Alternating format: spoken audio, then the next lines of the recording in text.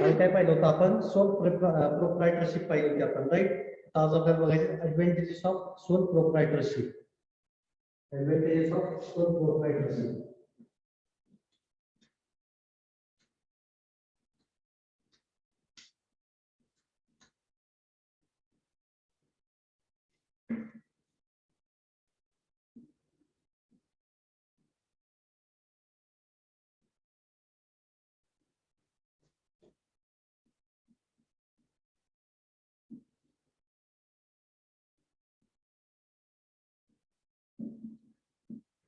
Advantages of sole proprietorship. Okay, sole proprietorship म्हणजे आपण पाहिलं काय होतं, ज्याच्यामध्ये काय होतं इंडिव्हिज्युअल पर्सन होतं, राईट. त्याला आपण काय म्हटलं होतं, सोल प्रोप्रायटरशिप. तर आपल्याला त्याची माहिती ऍडव्हान्टेजेस, राईट. आता फर्स्ट ऍडव्हान्टेजेस काय त्याचं, easy formulation. What is the easy formulation?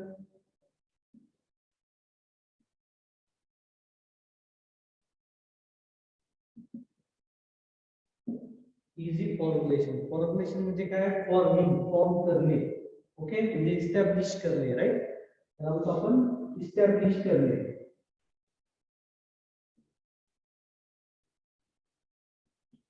Establish करणे, that is a formulation. Easy formulation म्हणजे काय तर तुम्हाला जे इस्टॅब्लिशमेंट काय करणं हे इझी आहे, तुम्हाला इझिली इस्टॅब्लिश करता येतं. कारण पर्सन्स किती असतात सोल प्रोप्रायटरशिप मध्ये, सिंगल पर्सन असणार आहे, राईट. काय असणार आहे, सिंगल पर्सन. सिंगल पर्सन मुळे काय होणार आहे, आपण इझिली इस्टॅब्लिश करू शकणार आहे. याला जास्त जणांची ऍडवाइस घेत बसायची गरज नाहीये, जास्त जणांमध्ये डिस्कस करत बसायची गरज नाहीये. वन कंट्रोलिंग आहे, म्हणजे वन डायरेक्शनल असणार आहे सगळं. वन डायरेक्शन मुळे काय होईल, जे काही वेळ लागते आपल्या कामाला, तो कामातला वेळ कसा होत असतो 50%, 30% वरती येत असतो. त्यामुळे काय होईल, इझिली इन्स्टॉलेशन येईल. ओके, कोणाला जर म्हणजे एखादा पर्सन असेल की त्या पर्सनने ठरवलंय की आपल्याला काय करायचंय, एखादा बिझनेस स्टार्ट करायचा, तर त्याने जे ठरवलंय तोच ते करणार. त्याला बाकी कोणाची सल्ले घेत बसायची गरज पडणार नाही, कोण त्याला काही सांगायची गरज पडणार नाही. Anybody wishing to start such business can do in many cases with minimum legal formalities. एखादा सिंगल पर्सन असेल तर त्यासाठी जे काही लिगल फॉर्मॅलिटीज असणार आहे, त्या लिगल फॉर्मॅलिटीज पण काय असतील, एकदम कमी असतील. त्याला काही जास्त वेळ लागणार नाही, जास्त काही त्यासाठी रूल्स रेग्युलेशन्स नसणार आहेत. त्यामुळे easy formation is the first advantages of sole proprietorship. Second is better control.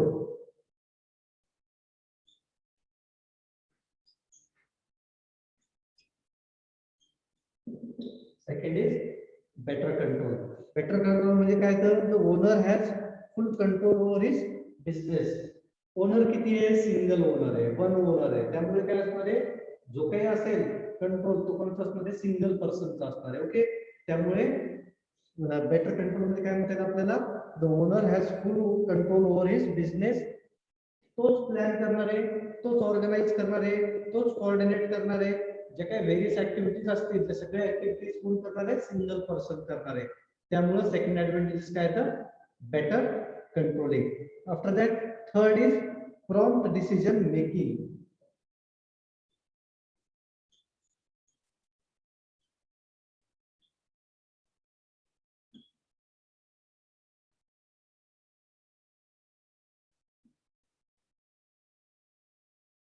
Prompt decision making. Prompt decision making मध्ये काय येतं, सिंगल पर्सन आहे, राईट. सिंगल पर्सन आहे, सिंगल कंट्रोल आहे. त्यामुळे काय होईल, जे काही डिसिजन्स घ्यायचे ते कसे होतील, प्रॉम्प्टली होतील. कन्फ्युजन त्याच्यामध्ये कोणतंही नसणार आहे, दोन दोन वेगवेगळे डिसिजन येणार नाही. पार्टनरशिप मध्ये असेल तर काय होईल, हा वेगळा डिसिजन घेईल, हा वेगळा घेईल. त्याच्यामध्ये काय होईल, प्रॉम्प्ट डिसिजन मेकिंग होईल, because of the owner is single person. As the sole trader takes all the decisions himself, the decision making becomes quick. काय होईल, डिसिजन क्विक होतील, ऑन द स्पॉट डिसिजन्स होतील. जे काही करायचे, प्रोडक्शन वाढवायचं असेल, जे काही इनपुट मटेरियल्स बनवायचे, प्रत्येक वेळेस काय होईल, ते क्विकली बनवता येईल. त्याच्यावरती जे काही डिसिजन घ्यायचे, त्याची जे काही कॉस्टिंग ठरवायची आपल्याला, या सगळ्या गोष्टी आपण क्विकली करू शकतो. तेव्हा जेव्हा सिंगल पर्सन काय असेल, त्याचा ओनर असेल तेव्हा.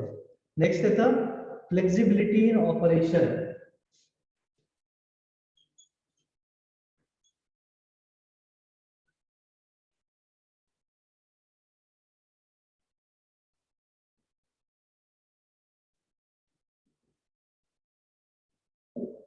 नेक्स्ट येतं flexibility in operation. One man ownership आहे, राईट. काय वन मॅन ओनरशिप आहे. कंट्रोलिंग किती आहे, सिंगल पर्सन कंट्रोलिंग आहे, वन मॅनच कंट्रोलिंग आहे. ओनरशिप वन मॅन आहे, कंट्रोलिंग किती आहे, वन मॅन आहे. त्यामुळे ऑपरेशन मध्ये काही चेंजेस करायचे असेल तर ते काय होते, जागेवरती चेंजेस करता येतील, लगेच चेंजेस करता येतील. One man ownership and control makes it possible for change in operation to be thought about the when necessary. काय असेल, ज्यावेळेस काही गरज पडलेली असेल, ज्यावेळेस काही चेंजेस करायची गरज असेल त्यावेळेस काय करता येईल, आपल्याला इझिली ऑपरेशन मध्ये चेंजेस करता येतील. जर मोठी सिस्टीम असेल तर त्यावेळेस आपल्याला स्टेप बाय स्टेप चेंज करावा लागतो, डायरेक्टली चेंज करता येत नाही. पण ती आपली स्मॉल सिस्टीम आहे, सिंगल पर्सन ओनर आहे, सिंगल हँडेड आहे, त्यामुळे काय होईल, फ्लेक्झिबिलिटी इझिली करता येईल आपल्याला. पटकन जे काही फ्लेक्झिबल ऑपरेशन मध्ये चेंजेस करायचे ते आपण इझिली करू शकतो आपण. त्यानंतर आहे retention of business secrets.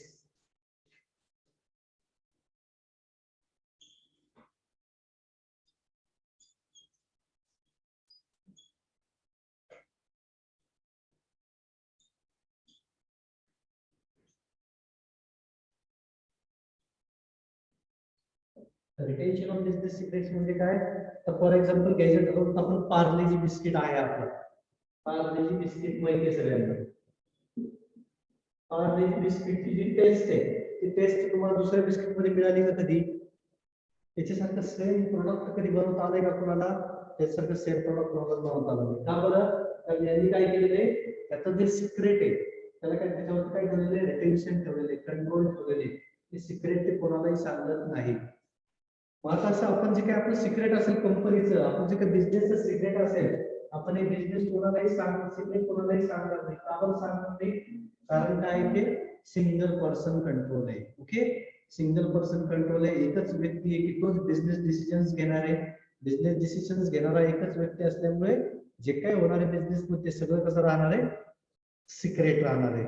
Okay, next येतं डायरेक्ट मोटिवेशन.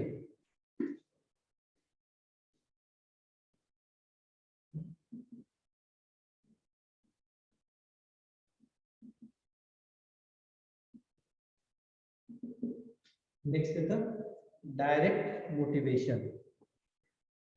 तर डायरेक्ट मोटिवेशन म्हणजे काय येतं,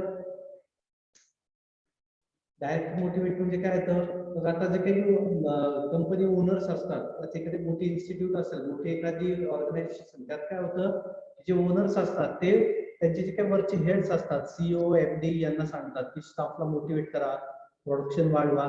ते त्यांच्या अंडरच्या जनरल मॅनेजर किंवा डिपार्टमेंट हेडला सांगतात, डिपार्टमेंट हेड सुपरवायझरला सांगतो, मग सुपरवायझर काय करतो, वर्कर्स पर्यंत मेसेज पोहोचवतो, त्यांना मोटिवेट करतो. ओके, पण याच्यामध्ये काय होतं, भरपूर स्टेजेस असल्यामुळे काय होतं, त्याच्यामध्ये एरर्स येण्याच्या मोस्टली काय होतं, त्यामध्ये एरर्स क्रिएट होतात. जो काही टोटल मेसेज आहे, टोटल मेसेज कम्प्लिटली पास होत नाही. लोअर काही असेल, लोअर लेवल पर्यंत तो मेसेज काय होत नाही, पास होत नसतो. पण इथे काय, सिंगल ओनर आहे, सिंगल ओनर मुळे जे काही वर्कर्स असतील त्या वर्कर पर्यंत काय होत असतो, डायरेक्ट मेसेज काय होत असतो, पास होत असतो. ओके, त्यानंतर काय सांगता येईल आपल्याला, the owner is directly motivate to his to the owner is directly motivated to his worker and put, काय करू शकतो तो, बेस्ट एफर्ट्स. काय करू शकतो, मोठे वर्कर्सला डायरेक्टली मोटिवेट करू शकतो आणि त्याचे जे काही एफर्ट्स आहेत, जे काही बेस्ट एफर्ट्स आहेत त्याच्यातले, ते बेस्ट एफर्ट्स तो तिथे काय करू शकतो, त्या वर्कर्स पर्यंत पोहोचवू शकतो. त्याच्यामुळे काय होईल, तो हायेस्ट बेनिफिशियरी आणि प्रॉफिट अर्नर होऊ शकतो. ओके, डायरेक्ट मोटिवेट केल्यामुळे तो त्याला बेनिफिट चांगलं मिळेल आणि त्याचं जे काही प्रॉफिट आहे ते प्रॉफिट कसं मिळेल, त्याला हायेस्ट चांगल्यात चांगलं जे काही प्रॉफिट असणार आहे, चांगल्यात चांगलं प्रॉफिट त्याला याच्यामुळे मिळू शकतो. ओके, त्यानंतर नेक्स्ट आहे personal attention to the consumer needs.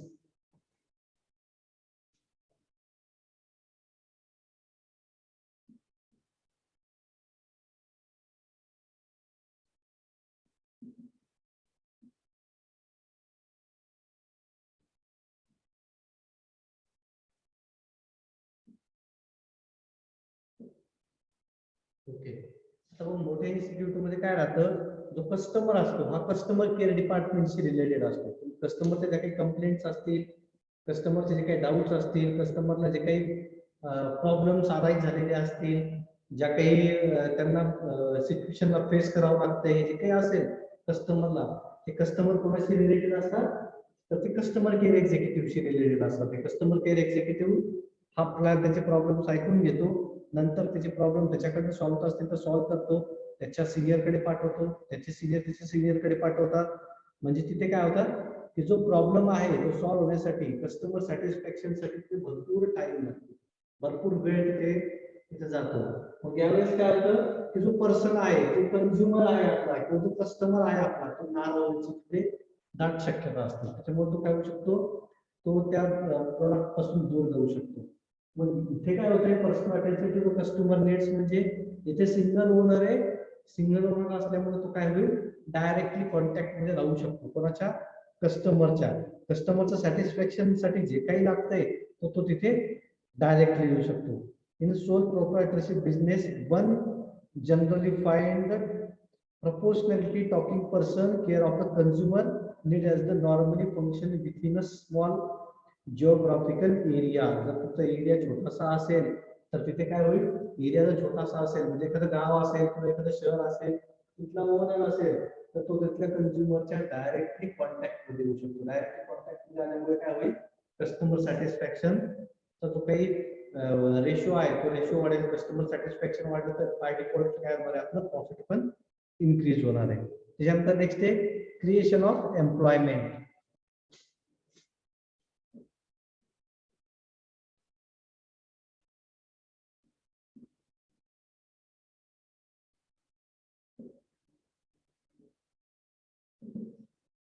Creation of employment. आता क्रिएशन ऑफ एम्प्लॉयमेंट म्हणजे काय होतं, तू काय करू शकतो, वेगवेगळ्या प्रकारच्या एम्प्लॉयमेंट्स तू तिथे अवेलेबल करू शकतो. कशानुसार अवेलेबल करू शकतो, ऍज पर द स्किल. जे काही त्या पर्सनच्या स्किल असतील, जे काही त्या व्यक्तींच्या स्किल्स असतील, त्या स्किल प्रमाणे तो तिथे काय देऊ शकतो, एम्प्लॉयमेंट देऊ शकतो, लोकांना कामावरती घेऊ शकतो. त्याला जर चांगले लोक भेटले तर तो त्याचं प्रोडक्शन वाढवेल, तर त्याला तिथे लोक व्यवस्थित नाही भेटले तो तिथे चेंज पण करू शकतो, राईट. त्यामुळं जे काही एम्प्लॉयमेंट आहे ते एम्प्लॉयमेंट पण काय होऊ शकते, त्याच्यातून इन्क्रीज होऊ शकते. त्यानंतर नेक्स्ट आहे सोशल बेनिफिट्स. सोशल बेनिफिट्स म्हणजे काय सांगतील आपल्याला,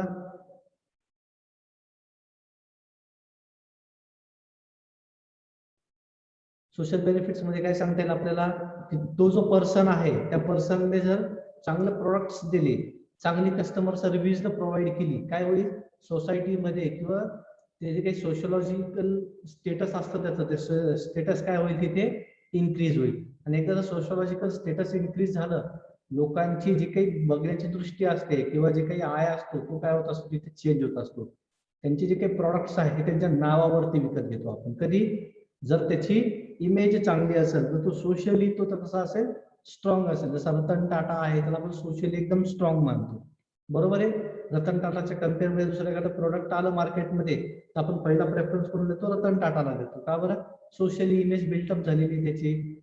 त्यानंतर जर तुमचं नाव झालं तयार, म्हणजे सोशल इमेज म्हणजे फक्त नाव तयार होणंच नाही, तर तुमचं ब्रँडिंग पण, तुमच्या एखाद्या तुमच्या कंपनीचा ब्रँड तयार झाला तर आपण काय करतो, कंटिन्युअसली ब्रँड पाहून पण बऱ्याचशा वस्तू आपण परचेस करत असतो. फॉर एक्झाम्पल, एखादा चायनाचा मोबाईल ठेवलाय आणि एखादा सॅमसंगचा मोबाईल ठेवलाय, आपण पटकन परचेस कोणता करणार, दोन्ही सेम फीचर्स आहेत, दोन्ही सेम कॉस्ट आहे, आपण कोणता परचेस करणार, सॅमसंगचा ऑब्विसली परचेस करणार. कारण का, त्याची काय झालेली इमेज तयार झालेली आहे. ओके. त्यानंतर नेक्स्ट येतं, त्याच्यानंतर ते equitable distribution of wealth. Wealth म्हणजे काय येतं सांगतील कोणाला,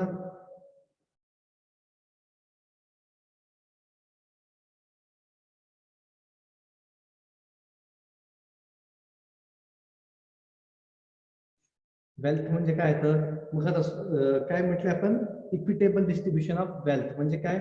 आता हा सिंगल ओनर आहे, सिंगल पर्सन आहे, सिंगल ओनर आणि सिंगल पर्सन असल्यामुळे काय होईल, हा डायरेक्ट जे काही तुमचे कंझ्युमर्स आहेत त्या कंझ्युमरच्या पण कॉन्टॅक्ट मध्ये येतो. त्यानंतर तुमचे जे काही एम्प्लॉईज आहेत त्या एम्प्लॉईजच्या पण कॉन्टॅक्ट मध्ये येतो. एम्प्लॉईजच्या कॉन्टॅक्ट मध्ये असल्यामुळे काय होईल, तुमचं जे काही काम आहे, तुमचं जे काही वर्क आहे, त्या वर्कचं जे काही कम्पेन्सेशन असणार आहे तुम्हाला, म्हणजे पेमेंट असणार आहे, हे पेमेंट तुम्हाला तो खरंच त्या व्यक्तीला तेवढं देतोय का आपण, की जेवढं तो काम करतोय याचं काय होईल, एक्झॅक्टली काय होईल तिथे कॅल्क्युलेशन केलं जाईल. आणि हे कॅल्क्युलेशन केल्यामुळे काय होईल, जे काही त्याचं कामाचं जेवढा काही कम्पेन्सेशन असेल, ज्याने जेवढं काम केले तेवढंच त्याला काय मिळेल, ते सॅलरी मिळेल. का तर जो काही ओनर आहे तो कसा आहे, डायरेक्टली कॉन्टॅक्ट मध्ये वर्कर्सच्या, एम्प्लॉईजच्या, त्याचं काम त्याला दिसतंय लगेच.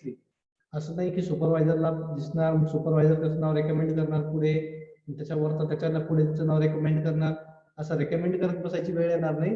काय होईल, जो काही एम्प्लॉई आहे तो त्याच्या जो काही त्याचा ओनर आहे त्या ओनरच्या डायरेक्टली कॉन्टॅक्ट मध्ये असेल. आता हे सगळे पाहिले आपण ऍडव्हान्टेजेस बघितले. आता या सोल प्रोप्रायटरशिपचे काही डिसएडव्हान्टेजेस पण आहेत. आता आपल्याला पाहायचे याचे डिसएडव्हान्टेजेस.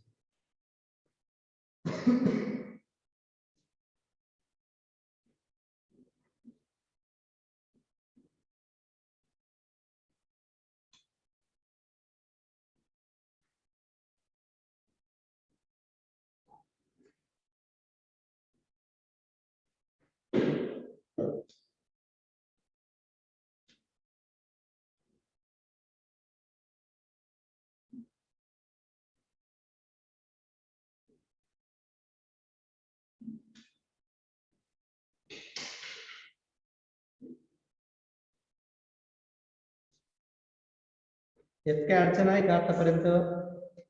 भावना, ऐश्वरी, निकिता, प्रियंका, संदेश,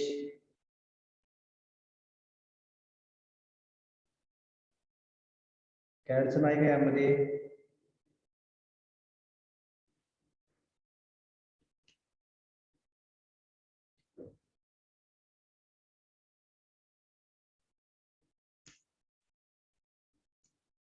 ओके, आता आपण डिसएडव्हान्टेजेस.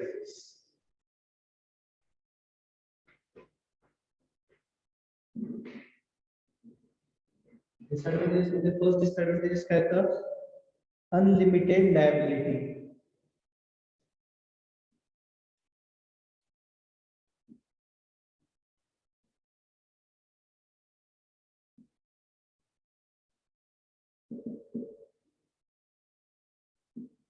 ओके, अनलिमिटेड लायबिलिटीचं फर्स्ट काय आहे डिसएडव्हान्टेजेस. तर अनलिमिटेड लायबिलिटी म्हणजे काय, आता आपला जो काही ओनर आहे हा किती आहे, सिंगल पर्सन आहे, वन पर्सन ओनर आहे, राईट. आता वन पर्सन ओनर असल्यामुळे काय होईल, जे काही त्याचं प्रॉफिट होणार आहे, जे काही कस्टमर्स रिलेशन असणार आहे, ते काय होणार आहे, सिंगल पर्सन वरती डिपेंड राहणार आहे. त्याचा जो काही ट्रेड होईल, तो जो काही विकेल, जे काही रिस्क घेणार आहे, हा कोण असणार आहे, सिंगल पर्सन असणार आहे. ओके, सिंगल पर्सन असल्यामुळे त्याची जे काही रिस्क असेल किंवा त्याचं जे काही प्रोडक्ट आहे त्याच्यामध्ये थोडेफार जरी एरर्स आले, थोडंफार जरी काही त्याच्यामध्ये करेक्शन्स आल्या, थोडंफार जरी प्रोडक्ट मध्ये काही डिफेक्ट्स दिसले, तर सगळी रिस्पॉन्सिबिलिटी कोणती राहणार आहे, सिंगल पर्सनची राहणार आहे.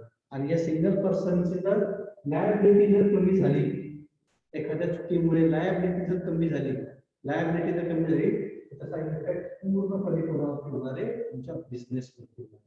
ओके, कशावरती होणार आहे, बिझनेसवरती होणार आहे. जरी चुकी तिथे सापडली तरी काय होईल, पूर्ण बिझनेस कोलॅप्स होण्याचे चान्सेस जास्त असतात. त्याच्यामुळे सिंगल पर्सन आहे, सिंगल पर्सन असल्यामुळे काय होईल, जे काही रिस्क असेल, जे काही प्रॉफिट असेल किंवा जे काही प्लॅनिंग असेल, सगळं कोण करणार, सिंगल पर्सन करणार. त्यामुळे एक जरी चुकी जरी झाली तरी पूर्ण बिझनेस काय होऊ शकतो आपला, कोलॅप्स होऊ शकतो. त्यामुळे आपण म्हटलं first disadvantage unlimited liability.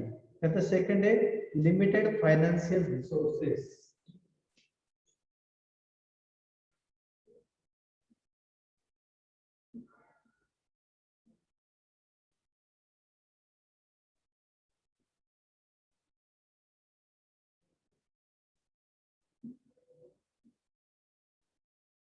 Limited financial resources. Limited financial resources म्हणजे काय आहे, तर एखादं जर पर्सन असेल, त्या पर्सनचे काय असेल, जी काही प्रॉपर्टी असेल, जी काही त्याच्याकडे लिक्विडिटी असेल, म्हणजे पैसा त्याच्याकडे जो काय असेल, तो सगळा कुठे इन्व्हेस्ट करणार आहे, बिझनेस मध्ये करणार आहे.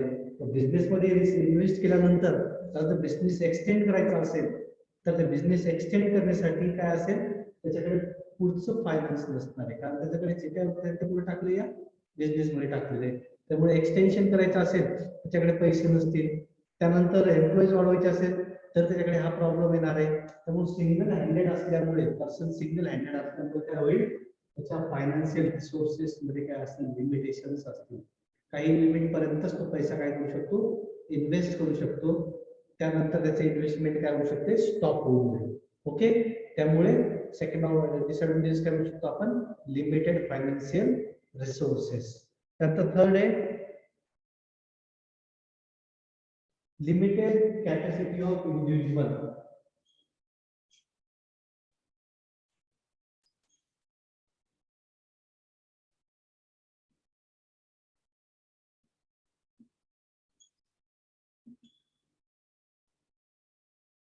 Limited capacity of individual. आता त्याचा मीनिंग काय तो, आता व्यक्ती एकच आहे, कोणताही माणूस मॅक्स तास काम करू शकतो 10 आवर्स, राईट. मॅक्स आवर काम करू शकतो तो 10 आवर्स.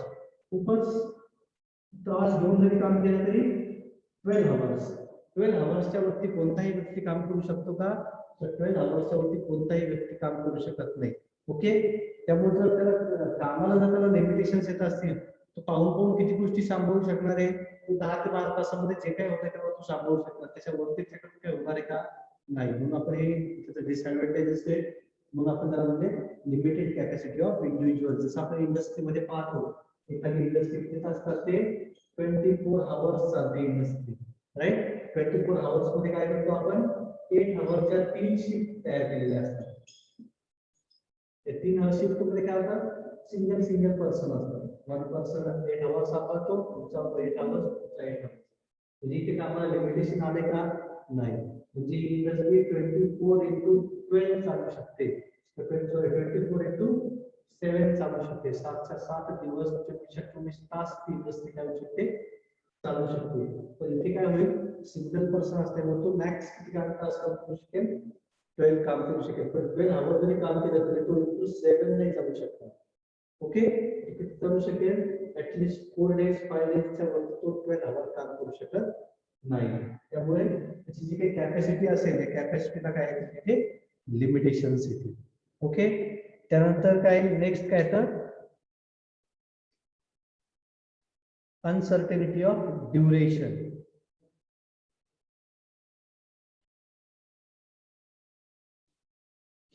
Uncertainty of duration.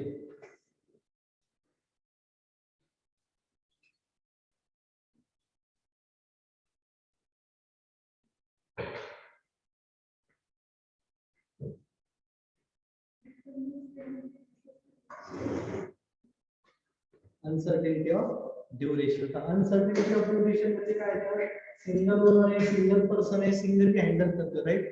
तो जो आजारी पडला, इलनेस आली त्याला, काय होईल, एकच जण पाहतोय, कंट्रोलिंग पण त्याचाच आहे, प्लॅनिंग पण त्याचाच आहे, मॅनेजमेंट पण त्याचाच आहे, प्रोक्युरमेंटला पण तोच आहे, परचेसला पण तोच आहे, सेलला पण तोच आहे, सगळ्या गोष्टी तोच करतोय. तो जो आजारी पडला, काय होईल, त्याची जी काही सिस्टीम असेल ती 50% तरी अफेक्टेड होईल, राईट.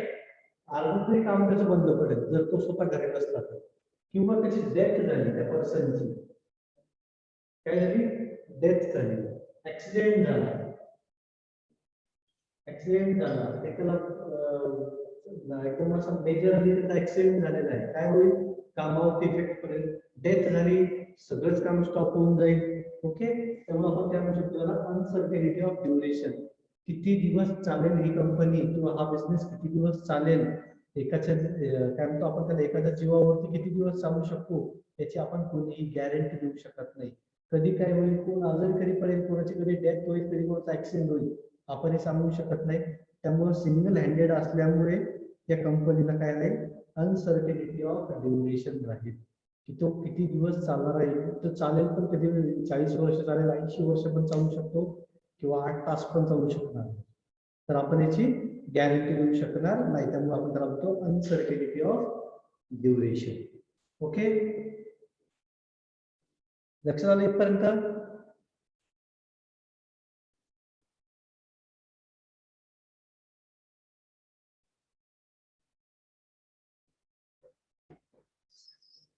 इथपर्यंत लक्षात आलं, भावना, संदेश.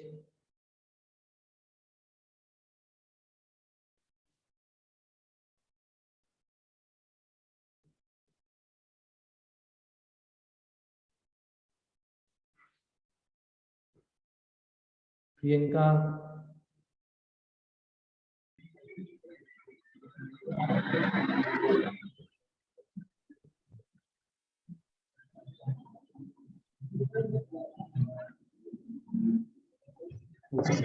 आता सुटेबिलिटी ऑफ सोल प्रोप्रायटरशिप, हा बिझनेस किंवा ही जी प्रोप्रायटरशिप आहे ही कोणासाठी कम्फर्टेबल आहे, कोण ही अशा प्रकारचा बिझनेस करू शकतो किंवा आपण कुठे हा बिझनेस करू शकतो.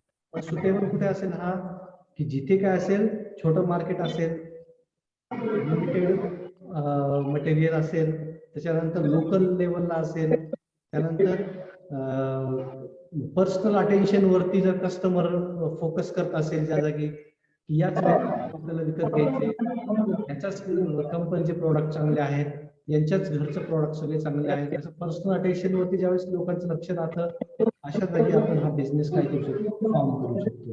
ओके. त्याच्यानंतर याचं जे काही नेचर असेल हे सिंपल, जेवढं आपण तुम्हाला जर याचं नेचर ठेवलं तर हा बिझनेस तिथे काय होऊ शकतो, एकदम कम्फर्टेबली चालू शकतो. त्यानंतर त्या बिझनेसला काय लागतंय, कॅपिटल कमी लागते. संदेश तुझा माईक बंद कर. त्यानंतर या बिझनेसला काय लागतं, कॅपिटल कमी लागतं, त्याच्यामुळे आपण हा बिझनेस इझिली इस्टॅब्लिश करू शकतो. त्यानंतर अशा प्रकारच्या बिझनेस मध्ये जर रिस्क छोटी असेल, ओके, रिस्क छोटी असेल, फॉर्मची टाईप छोटी असेल, त्याच्यानंतर जे स्वतःच्या स्किलने म्हणजे मॅन्युअल स्किलने हँडीक्राफ्ट टाईप असेल किंवा ज्वेलरी वर्क असेल, टेलरिंग असेल, हेअर कटिंग असेल, असं जर आपण छोटे छोटे जर बिझनेस तिथे करू शकतो, मॅन्युअली करू शकतो, तर अशा प्रकारचा बिझनेस आपण या सोल प्रोप्रायटरशिप अशा जागी आपण तिथे इस्टॅब्लिश करू शकतो. ठीक आहे, यात काही डाऊट?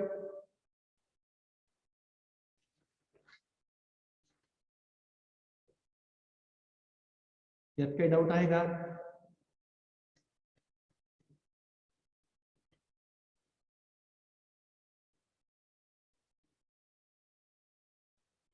ओके, आता नेक्स्ट टॉपिक आहे लिमिटेड लायबिलिटी पार्टनरशिप, LLP. आता हा जो टॉपिक आहे आपण हा नेक्स्ट लेक्चरला बघू, लिमिटेड लायबिलिटी पार्टनरशिप. ठीक आहे.